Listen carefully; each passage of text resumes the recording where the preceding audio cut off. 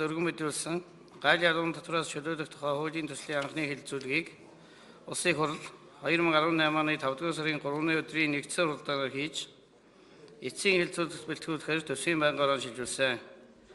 Төсвийн байнгын ороо 2018 оны 5 дугаар сарын 9-ний өдрийн уралдаанаар гал ядуун татвараас чөлөөлөх тухай хуулийн төслийг эцсийн хэлэлцүүлэлт бэлтгэсэн тухай асуудлыг хэлцлээ. Хуулийн төслийг эцсийн хэлэлцүүлэлт бэлтгэсэн тухай асуудлыг та бүхэн танилцуулъя. 1. Хуулийн дагаж мөрдөх хугацааг 2019 оны 1-р сарын 1-ний өдөр байхаар төслийн 3-р зүйлийг өөрчлөн найрууллаа. 2. 2018 оны 1-р сарын 1-ний өдрөөс 2019 оны 1-р сарын 1-ний өдөр хүртэлх хугацаанд ногдуулсан гал ядуун татварыг аж ахуйн нэгжид буцаан угсаалтыг гал ядуун татвараас чөлөөлөх тухай хуулийг дагаж мөрдөх журмын тухай хууль тусган зохицуулахаар Монгол Улсын хурлын чуулганы уралдааны дэгийн тухай хуулийн 24-р зүйлийн 24-ийн 6 дахь хэсгийг үндэслэн холбогдох хуулийн төслийг боловсрууллаа. 3.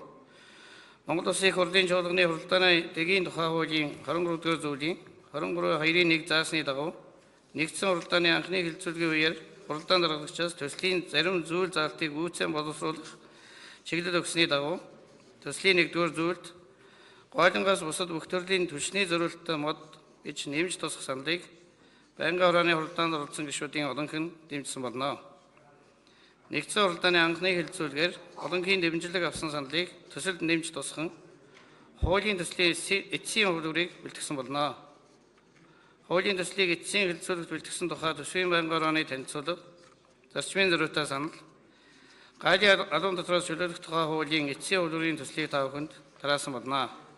Улсын хурлын эрхэм гишүүдээ хуулийн төслийн талаарх эцсийн хэлэлцүүлэгт оруулах зарчмын зориутой саналын томьёолыг хэлэлцэн шийдвэрлэж гал ядуун татвараас чөлөөлөх тухай хуулийн төслийг баталж өгөхийг хүсье. Анхаарал тавьсанд баярлалаа.